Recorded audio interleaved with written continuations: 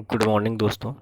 ये पहला वीडियो है जिसमें हम इंजीनियरिंग सर्वेइंग के क्वेश्चन सॉल्व करेंगे और किसी भी जो क्वेश्चन का सॉल्व करने का तरीका होगा वो जैसे पहली यूनिट हो गई, सेकंड यूनिट हो गई, तो पहले यूनिट से जो क्वेश्चन आते हैं या जो बनने के चांसेस होते हैं उन क्वेश्चंस को हम लोग सॉल्व करेंगे और सेकंड यूनिट की भी इसी तरह जो है सॉल्व करेंगे।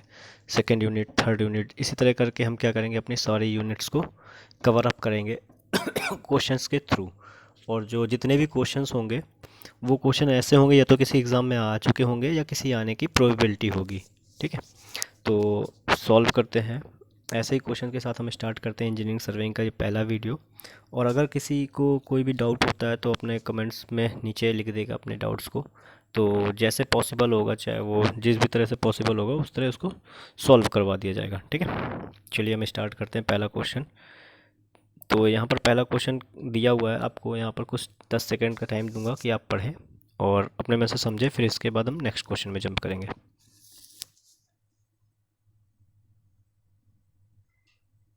अब हम क्वेश्चन पढ़ते हैं। जैसे कि यहाँ पर क्वेश्चन दिया हुआ, a survey which consist of observation of the heavenly bodies such as sun और any fixed star is known as. तो यहाँ पर एक कीवर्ड है, ये हेवनली बॉडीज़।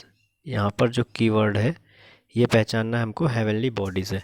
ठीक है, तो हेवनली बॉडीज़ जैसे कि आपका हो गया स्टार, हो गया सन, हो गया अर्थ, हो गया या कोई प्लैनेट हो गया, सैटेलाइट हो गया, उनके बारे में जो हम लोग सर्वे करते हैं उस सर्वे को हम क्या कहते हैं वो पूछ रहा है क्वेश्चन में।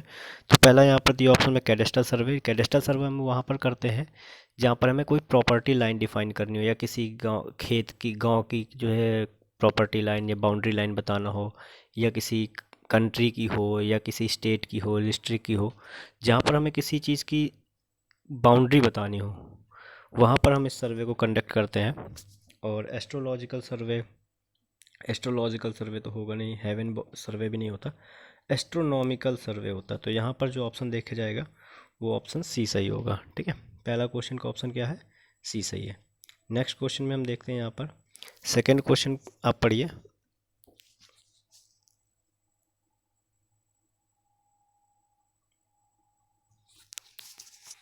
सेकंड क्वेश्चन देखो, अभी यहाँ पर हम सॉल्व करेंगे। तो सेकंड क्वेश्चन में क्या देख पूछा हुआ है यहाँ पर, विच ऑफ द फॉलोइंग, क्या कह रहा है, which of the following closely represent the shape of the earth. तो अर्थ की शेप को कौन क्लोजली बताता है, तो हमारे जो पता होना चाहिए अर्थ कैसी होती है, कुछ इस तरह से है। ठीक है, तो हमारी अर्थ क्या है, अपने पोल्स पर चपटी हुई है, ध्रुवों पर कैसी है, चपटी हुई है। तो जो शेप होता है वो एस्फेरॉइड नहीं होता, एलिप्सॉइड नहीं होता, ये होता है आपका ऑबलेट एस्फेरॉइड। तो यहाँ पर भी ऑप्शन सी सही है। ठीक है, तो यहाँ पर थर्ड क्वेश्चन आता है। यहाँ पर देखो क्वेश्चन दिया हुआ, the representative fraction 1/1800 means that the scale is. तो सबसे पहले हम यहाँ पर दो तीन चीज़ समझते हैं, स्केल क्या होता है। तो स्केल एक लिखने का तरीका होता है। ठीक है, स्केल इज इक्वल टू होता है आपका map distance upon ground distance. ठीक है, तो ये एक मेथड होता है जो हमें बताता है ग्राउंड डिस्टेंस और मैप डिस्टेंस के बारे में रिलेशन देता है। तो इसको हम कई तरीके से लिख सकते हैं, वो लिखने के अलग अलग तरीके होते हैं। बट अगर हम बात करें कि इसका मतलब क्या होता है, तो इसका मतलब इतना सा है कि जैसे कि यहाँ पर दिया हुआ 1 सेंटीमीटर इक्वल टू 80 मीटर दिया हुआ है, तो सीधा मतलब कि 1 सेंटीमीटर के द्वारा हम ग्राउंड की 80 मीटर की डिस्टेंस को प्लान में या मैप में 1 सेंटीमीटर के द्वारा रिप्रेजेंट कर रहे हैं। ठीक है, बट अब हम बात करेंगे यहाँ पर क्वेश्चन जो दिया हुआ है, यहाँ आरएफ का वर्ड का एक जिक्र किया हुआ है, यहाँ पर रिप्रेजेंटेटिव फ्रैक्शन का जिक्र किया हुआ है। तो रिप्रेजेंटेटिव फ्रैक्शन क्या है, तो आरएफ जो है वो होता है आपका स्केल ही होता है एक प्रकार का। तो यहाँ पर होता है मैप डिस्टेंस बटे ग्राउंड डिस्टेंस। ठीक है, बस फ़र्क इतना होता है कि मैप डिस्टेंस हो या ग्राउंड डिस्टेंस हो, दोनों क्या होते हैं, सेम यूनिट में रखे जाते हैं। ठीक है, आरएफ का मतलब होता है, कभी कभी फुल फॉर्म भी पूछ लेता है रिप्रेजेंटेटिव फ्रैक्शन का, आरएफ लिख के पूछ लेगा कि फुल फॉर्म क्या होता है इसका, तो बच्चे कंफ्यूज हो जाते हैं रिप्रेजेंटेटिव फैक्टर में या फ्रैक्शन में, जबकि उसका सही ऑप्शन होगा ये फ्रैक्शन है एक प्रकार का। ठीक है, एक भिन्न है ये। ठीक है, हिंदी वाले बच्चों में फ्रैक्शन को हिंदी में बोलते हैं भिन्न। ठीक है, तो यहाँ पर आप देखिए कि यहाँ पर मैप डिस्टेंस तो हमें 1/1800 दिया हुआ था।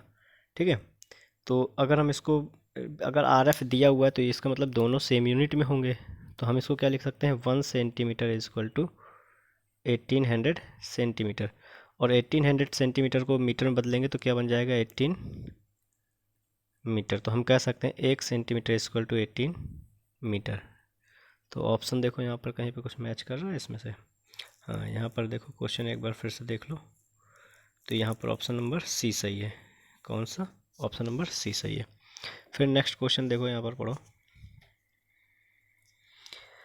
The instrument attach to the wheel of a vehicle to measure the distance travelled is, यानी कि जो किसी व्हीकल के व्हील पहिए पर जो इंस्ट्रूमेंट लगा होता है, जो हमें क्या बताता है, डिस्टेंस बताता है। क्या बताता है, यहाँ पर हमें पूछ रहा है डिस्टेंस ट्रेवल्ड, जो ट्रेवल्ड की हुई डिस्टेंस को बताता है। तो ऐसे हम इंस्ट्रूमेंट को क्या कहते हैं, पेडोमीटर नहीं कहते। स्पीडोमीटर स्पीड बताता है। पास मीटर, पैसोमीटर को शायद पास मीटर लिखा हुआ है, तो ये भी नहीं होगा, ये होता है ओडोमीटर। ठीक है, तो करेक्ट ऑप्शन क्या है यहाँ पर, ओडोमीटर। जो चली मतलब जो व्हील जितना ट्रेवल करता है अपने सर्कमफ्रेंसेस डिस्टेंस जो होती है उसकी, ठीक है, उसको मेज़र करके वो बताता है। तो यहाँ पर जो इसका ऑप्शन है वो डायरेक्ट है, आपको पता होना चाहिए। स्पीडोमीटर स्पीड बताता है, पैसोमीटर अगर जो होता है, अगर ये यहाँ पर पैसोमीटर होता है तो पैसोमीटर बोलते हैं उसको कदम मापी को। ठीक है, जो कदम चल के, जो कदम के द्वारा चली हुई दूरी मेज़र करके बता देता है, तो वो पैसोमीटर होता है। और एक ऑडोमीटर होता है जो डिस्टेंस मेज़र करने के काम आता है। तो हम चलते हैं नेक्स्ट क्वेश्चन में। देखो ऐसे क्वेश्चन को कैसे सॉल्व करना है, समझो।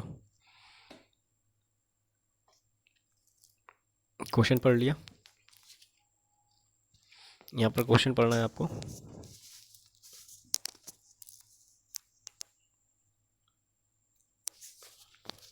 ठीक है, जिनको क्वेश्चन समझ में आ गया अच्छी बात है, जिनको नहीं आया वो समझे।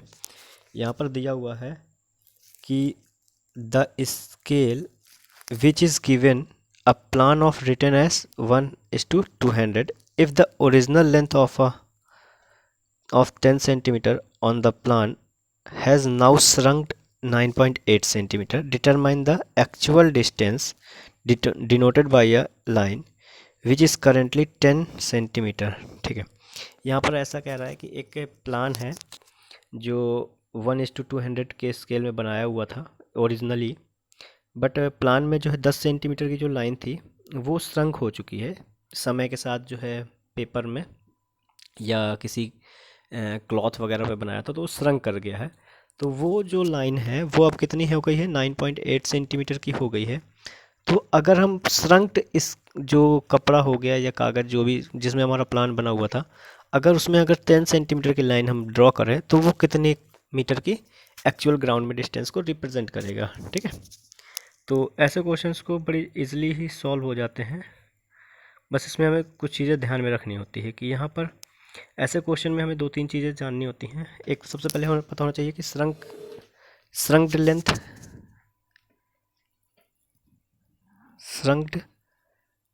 लेंथ आपको कितनी दी हुई है, यहाँ पर 9.8 सेंटीमीटर। तो यहाँ पर लिख लो 9.8 सेंटीमीटर। ओरिजिनल लेंथ कितनी है,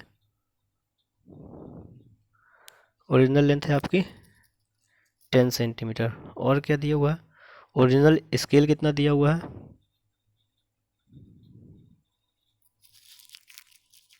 ओरिजिनल स्केल दिया हुआ है 1:200 का। और कुछ दिया हुआ है यहाँ पर, हाँ बस इतना ही दिया हुआ है। और पूछा हुआ 10 सेंटीमीटर की डिस्टेंस कितनी होगी, 10 सेंटीमीटर की डिस्टेंस। तो यहाँ पर हम लोग क्या करेंगे, तो हमें सबसे पहले यहाँ पर श्रंक फैक्टर निकालते हैं। सबसे पहले हम क्या करेंगे, श्रंक फैक्टर बराबर होता है श्रंक्ड लेंथ बटे ओरिजिनल लेंथ। ठीक है, तो यहाँ पर श्रंक्ड लेंथ कितनी थी हमारी 9.8 और ओरिजिनल लेंथ कितनी थी हमारी 10 सेंटीमीटर। ध्यान देना चाहिए दोनों लेंथ किस में होंगी, सेम यूनिट में होनी चाहिए। तो चूंकि ऊपर वाली जो है दोनों लेंथ हमारी सेंटीमीटर में थी तो यहाँ पर सेंटीमीटर में रख लेंगे। इसकी वैल्यू आ जाएगी 0.98। ठीक, पहला काम क्या कर लिया हमने, श्रंक फैक्टर निकाल लिया है। श्रंक फैक्टर निकाला है। अब हम निकालेंगे श्रंक्ड स्केल। क्या निकालेंगे, श्रंक्ड स्केल। श्रंक्ड स्केल, तो श्रंक्ड स्केल बराबर क्या होता है, श्रंक फैक्टर इनटू ओरिजिनल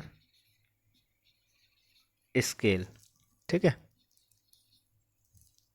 तो श्रंक स्केल बराबर क्या हो जाएगा, श्रंक फैक्टर कितना था हमारा 0.98 और ओरिजिनल स्केल कितना था 1:200। ठीक, तो 1:200 ही था ना, हाँ 1:200 ही था। ठीक, नो प्रॉब्लम। अब हम क्या करेंगे कि अब जिसको बस बेसिकली सॉल्व करना आना चाहिए कि जब अगर ये वाली वैल्यू को हम इसके नीचे ले जाएंगे तो इसको हम लिख सकते हैं 1/200/0.98। इसको सॉल्व कर लेंगे तो ये आ जाएगा कुछ, एक मिनट रुकना जरा, यहाँ पर टॉर्च ऑन कर लो। तो इसको सॉल्व जब आप करोगे तो कितना आएगा कि 200 डिवाइड बाई 0.98, तो ये समथिंग आएगा आपका 204.8। कितना आएगा 20 ये आएगा आपका 204.08108। तो ये हमारा क्या आ गया, आपका ओरिजिनल स्केल आ गया। ठीक है, तो यानी कि 1 सेंटीमीटर जो होगा वो 204.08 सेंटीमीटर को ग्राउंड पे रिप्रेजेंट करेगा। ठीक है, अब अगर हम इसको मीटर में बदलना चाहें तो कितना हो जाएगा, इसमें 100 से डिवाइड करोगे सेंटीमीटर को मीटर बदलने के लिए, तो चलो रहने दो अभी इसका। कितना पूछा था यहाँ पर, 1 सेंटीमीटर, इतने सेंटीमीटर का, तो आंसर किस में दे रहा है, मीटर में। ठीक है, कोई बात नहीं है, हो गया। तो अगर हम इसको मीटर में बदलना चाहें तो कितना हो जाएगा 2.04 मीटर, यानी कि 1 सेंटीमीटर इक्वल टू 2.04 मीटर बताएगा। अब हमें पूछा था 10 सेंटीमीटर की जो डिस्टेंस होगी वो कितनी मेज़र करेगी, तो यहाँ पर 10 सेंटीमीटर इक्वल टू हो जाएगा 10:2.04, तो इक्वल टू 20.4। ठीक है, मीटर। तो जो 10 सेंटीमीटर की जो लाइन होगी वो 20.4 मीटर को रिप्रेजेंट करेगी। ये तो हो गया इसका कॉन्सेप्ट। ठीक है, कैसे करना है। और अब रही बात आंसर निकालने की, तो आंसर ऐसे ही निकलेगा, बस प्रैक्टिस होगी तो अपने आप ये चीज़ें क्लियर हो जाएंगी आपकी। ठीक है, नेक्स्ट वीडियो में मतलब नेक्स्ट क्वेश्चन में चलते हैं। एक बार क्वेश्चन देख लीजिए, एक मिनिमाइज़ कर दे रहा हूँ मैं जिसने नहीं देखा है। क्वेश्चन आपके पास था, पूरा सॉल्यूशन देख लीजिए। एक्चुअली यहाँ से था ये सॉल्यूशन इसका।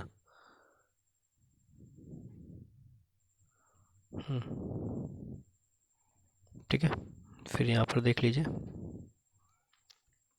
ठीक है,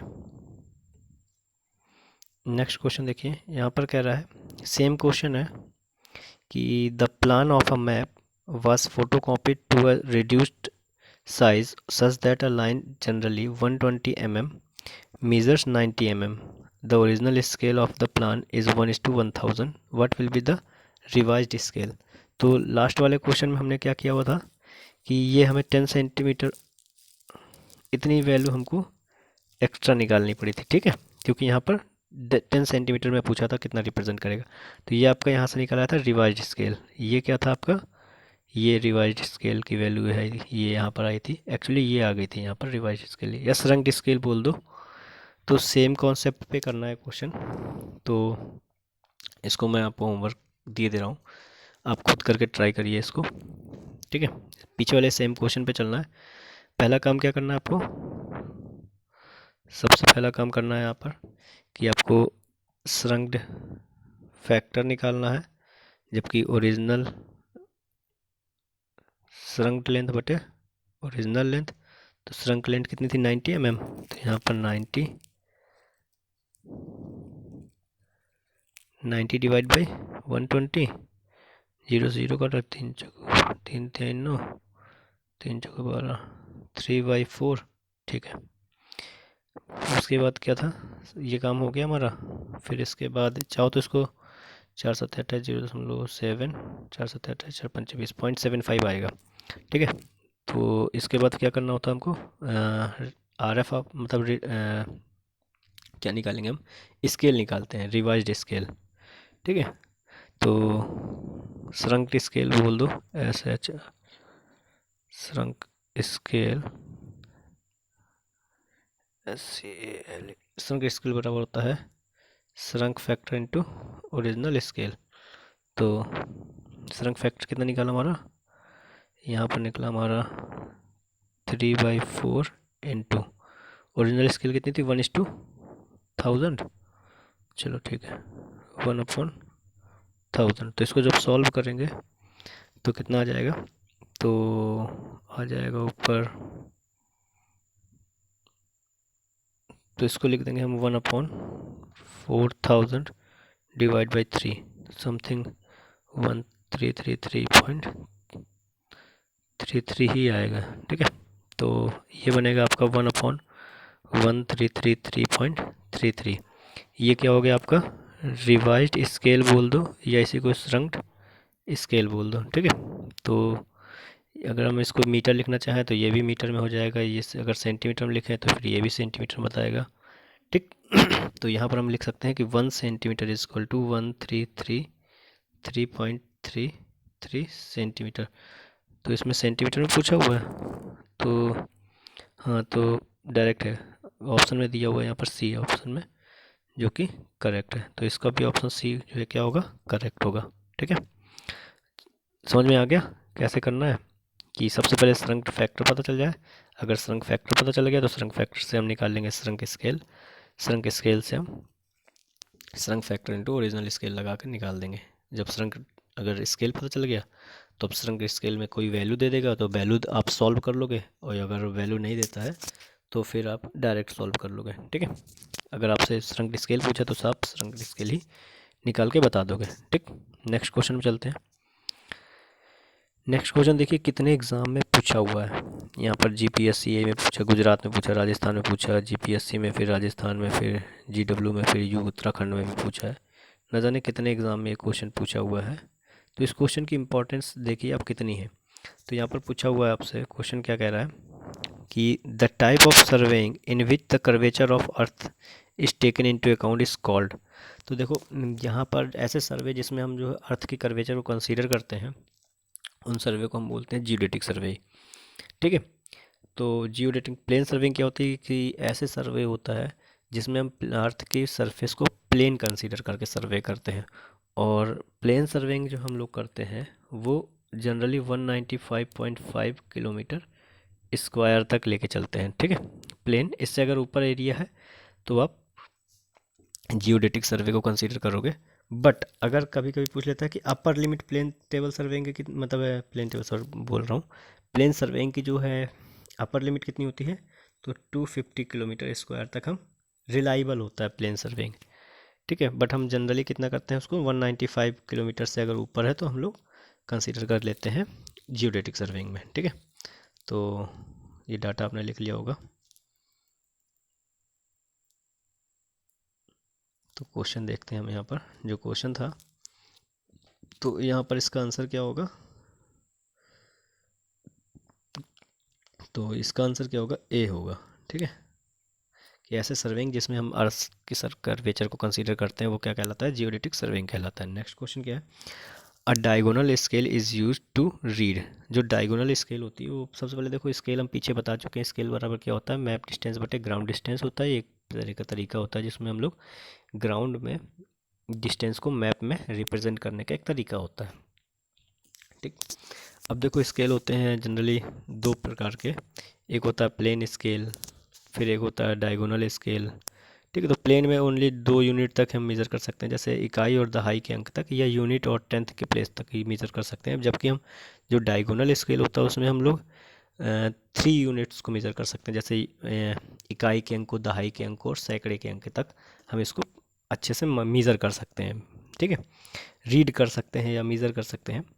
तो डायगोनल स्केल जो होता है वो वंस यूनिट तक तुम नहीं मेज़र करेगा, सिर्फ वंस यहाँ लिखा हुआ है तो वहाँ पर नहीं मेज़र कर सकता। 2 कॉन्जिक्यूटिव यूनिट ये भी गलत हो जाएगा, 3 कॉन्जिक्यूटिव ये सही है, 4 कॉन्जिक्यूटिव यूनिट नहीं मेज़र करता, वो 3 वन और टेंथ और हंड्रेड्स के प्लेस तक ही मेज़र करता है आपका डायगोनल स्केल। ठीक है, तो इसका ऑप्शन क्या होगा यहाँ पर, सी सही होगा। ठीक, नेक्स्ट क्वेश्चन की बात करें हम, तो नेक्स्ट क्वेश्चन फिर से आ जाता है क्वेश्चन न्यूमेरिकल है, आप इसको पढ़िए समझिए, और जिसको आ जाता अच्छी बात है, नहीं आता तो फिर हम बताएंगे।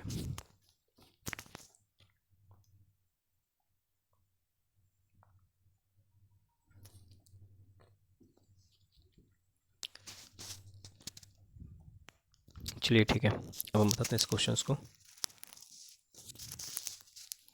तो यहाँ पर देखो कह रहा है क्वेश्चन में, a plan of a area drawn with the original scale 1 centimeter is equal to 10 meter and the shrunk such that a line originally 15 centimeter on the plan measures 14.5 centimeter on the shrunk scale is given by 1 centimeter is equal to। तो कुछ नहीं, आपसे पूछा हुआ shrunk scale का मतलब shrunk scale पूछा हुआ है, या इसी को रिवाइज्ड स्केल भी पीछे अभी हमने पूछा हुआ था, एक नाम से और जाना था रिवाइज्ड स्केल के नाम से। तो क्या करना होगा यहाँ पर आपको, डायरेक्ट ये वैल्यू इसको रख दो यहाँ पर। क्या करना होता है कि shrunk factor into original scale. ठीक है, श्रंक फैक्टर कितनी थी हमारी, तो श्रंक फैक्टर भी हमने बताया था पीछे, श्रंक फैक्टर बराबर क्या होता है, श्रंक लेंथ बटे ओरिजिनल लेंथ। तो श्रंक लेंथ कितनी है 14.5 सेंटीमीटर, 14.5 बटे 15, ओरिजिनल स्केल कितना है इसका 1 centimetre is equal to 10 metre. तो इसको 1/10 मीटर, तो सेंटीमीटर है मैं बदल लो, क्योंकि दोनों सेंटीमीटर में, वो भी सेंटीमीटर में हो जाएगा और ये भी सेंटीमीटर में हो जाएगा। ठीक है, तो इसको मैं हटा दे रहा हूँ अभी सेंटीमीटर यहाँ से। ठीक, तो अब हम इसको कैसे सॉल्व करेंगे, 1/1500 डिवाइड बाई 14.5। तो देखो ऑप्शन से कुछ अगर पता चल जाता है तो, ये सारे मीटर में दिए हुए हैं, तो हमको इसको मीटर में अगर बदलेंगे तो ये दोनों हम हटा देते हैं, तो ये वैल्यू कितनी आएगी, अगर हम इसको बदलेंगे तो 1.1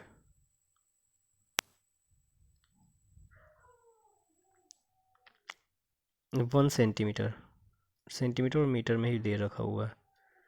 ठीक है, तो यहाँ से जो वैल्यू आएगी 1500, तो यहाँ से 1000, ये गलत लिख दिया था मैंने यहाँ पर एक्चुअल में क्या होगा कि यहाँ पर ये आएगा 15,000 आएगा डिवाइड बाई 14.5। अब चूँकि इसको मीटर में बदलना है तो ये 2 जीरो काट देंगे, तो ये समथिंग 10 पॉइंट कुछ आ जाएगा।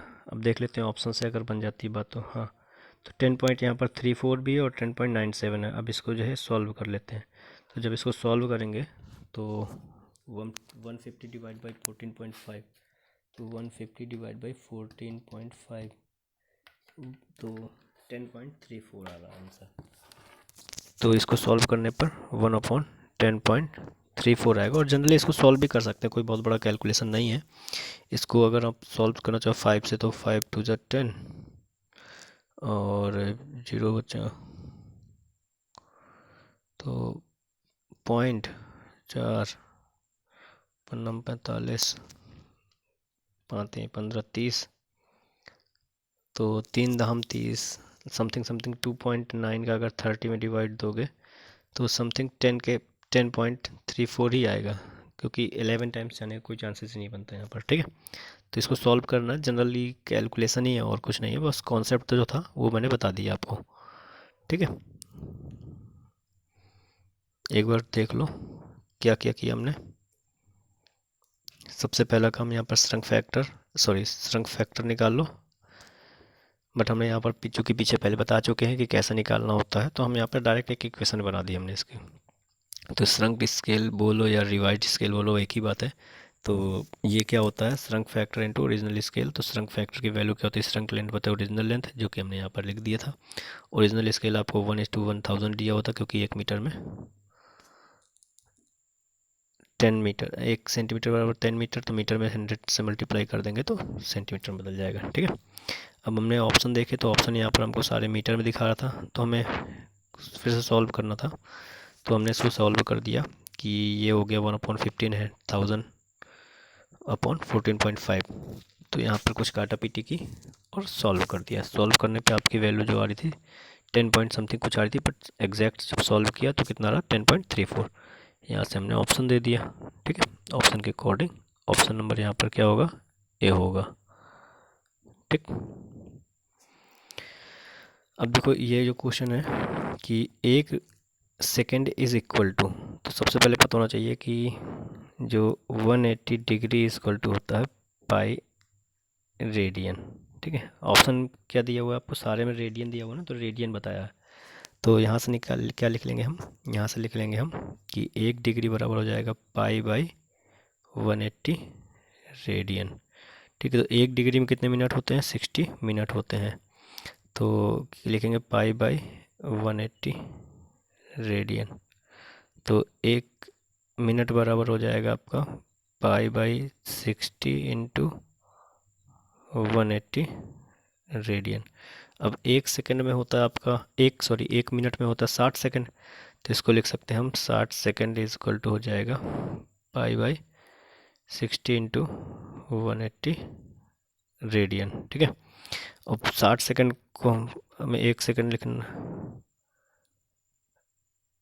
1 सेकंड इज इक्वल टू हो जाएगा pi by 60 into 60 into 180 radian. जब इसको सॉल्व करेंगे तो ऑप्शन जो है आपका 6,48,000 रेडियन आ जाएगा। ठीक, तो क्वेश्चन समझ में आ गया, तो इसका ऑप्शन नंबर डी सही होगा। ठीक, इस वीडियो को ना यहीं तक ही रखते हैं। एक्चुअली वीडियो बहुत अभी क्वेश्चन बहुत ज़्यादा है, तो अगले वीडियो थोड़ा सा ज़्यादा रखूँगा मैं। अभी चूँकि लाइट भी नहीं है रूम में और अंधेरे पे टॉर्च जला करके वीडियो रिकॉर्ड करना पड़ रहा, क्योंकि बीच में ही जो है लाइट चली गई थी। तो ठीक है, नेक्स्ट वीडियो में हम इसी के आगे कैरी करेंगे, इस क्वेश्चन के आगे ही। तो अभी मैंने सिर्फ 1-2 चैप्टर के ही क्वेश्चन लगाए हुए हैं, ये टोटल 52 क्वेश्चंस हैं। नेक्स्ट वीडियो पे जब हम आएंगे तो कोशिश करेंगे कि एक वीडियो कम से कम आपका 1 घंटे का रहे, और 1 घंटे में जितने ज़्यादा क्वेश्चन हो सके वो करवाएंगे। ठीक है, तो इस वीडियो को कैसा लगा आपको ये कमेंट करके बताना, और पूरा वीडियो देखने के लिए थैंक्स। और अब बताना कि कैसा लगा वीडियो।